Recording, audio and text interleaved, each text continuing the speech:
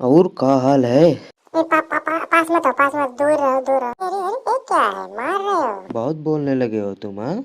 कम ही बोल रहे हैं, ठंडे में हम बोलते नहीं है, समझे? अरे मस्ती मत करो, मस्ती मत करो। अरे तुम्हारे आँख में आंसू कैसे हैं? अरे तो ठंड लग रही है, तुम लोगों को क्या पता हम लोग कैसे जिंदगी बिता रहे हैं अपनी। अच्छा, ठंड लग रही है आपको?